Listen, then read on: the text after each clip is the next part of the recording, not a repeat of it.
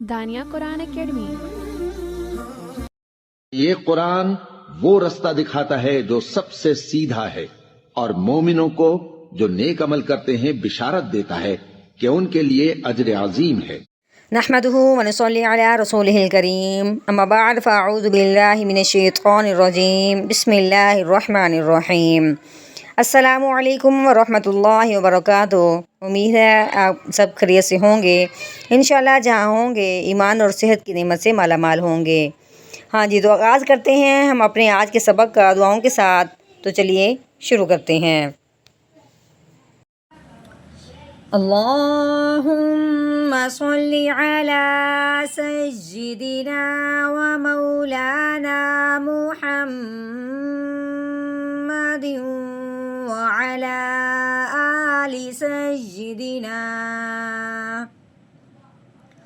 وعلى آل سيدنا ومولانا محمد وبارك وسلم۔ رب اشرح لي صدري ويسر لي أمري واحلل عقدة من لساني يفقه قولي۔ رب زدنا علما رب زدنا علما رب زدنا علما۔ اعوذ باللہ من الشیطان الرجیم بسم اللہ الرحمن الرحیم۔ فَكَذَّبَ وَعَصَى۔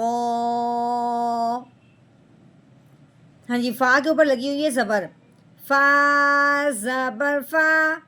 کاف ہے، کاف کے اوپر زبر لگی ہوئی ہے۔ اگر رال کے اوپر تین دونوں والی شاد لگی ہوئی ہے، اور جو شاد والا جو حرف ہوتا ہے وہ ہمیشہ پچھلے والے کو اپنے ساتھ ملا لیتا ہے۔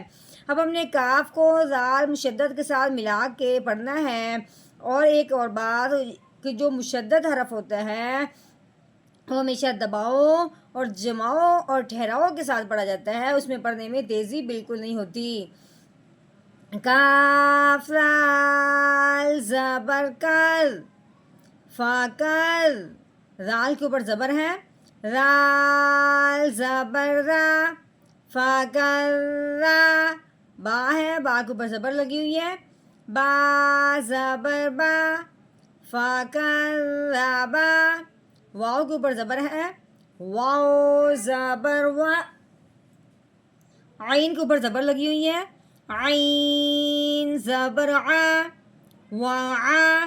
آگے صاد، صاد کے اوپر کھڑی زبر لگی ہوئی ہے، اس کو ایک الف کے برابر لمبا کریں گے، اس کے ساتھ ساتھ صاد کو موٹا بھی کر کے پڑھا جائے گا۔